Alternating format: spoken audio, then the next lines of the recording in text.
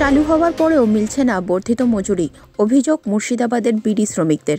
রাজ্যের কয়েক লক্ষ বিড়ি শ্রমিকের দীর্ঘদিনের দাবি মেনে গত সেপ্টেম্বর মাসে মুর্শিদাবাদের বিড়ি শ্রমিক ইউনিয়ন এবং বিড়ি মার্চেন্ট অ্যাসোসিয়েশনের আলোচনার পর মালদা, মুর্শিদাবাদ, বীরভূম, পুরুলিয়া, উত্তর ও দক্ষিণ দিনাজপুর এবং ঝাড়খণ্ডের পাকুড় জেলার বিড়ি শ্রমিকদের মজুরি 178 টাকা থেকে বৃদ্ধি পেয়ে হয়েছে 202 টাকা। কিন্তু অভিযোগ, মুর্শিদাবাদ জেলার বেশ কিছু এলাকায় বর্ধিত এই মজুরি বিড়ি শ্রমিকরা হাতে পাচ্ছেন না। 202 টাকা দিচ্ছে, তো যে মুন্সিটা দেয় না, কইতে যাচ্ছি তো ইয়ে করে না, 1 টাকা করে কম দিচ্ছে, এত করে দিচ্ছে, 199 করে দিচ্ছে। 199 5 মুন্সি দিলে আমরাও দিব, আমরা যেটা বানি সেটা দিয়েছে 199। আমরা বলছি যে 202 টাকা দিয়েছে, 99 কিনে দিলে ওই যে 5 মুন্সি যদি দেয় তখন আমরাও দিয়ে দেবো।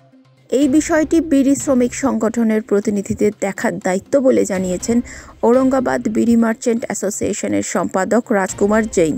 তবে সংগঠনের নেতারা বিষয়টি নজরে আনলে সমস্যা সমাধানের জন্য ঔরঙ্গাবাদ বিড়ি মার্চেন্ট অ্যাসোসিয়েশন সংশ্লিষ্ট মুন্সিদের সঙ্গে কথা বলবে বলে জানিয়েছেন অ্যাসোসিয়েশনের সম্পাদক।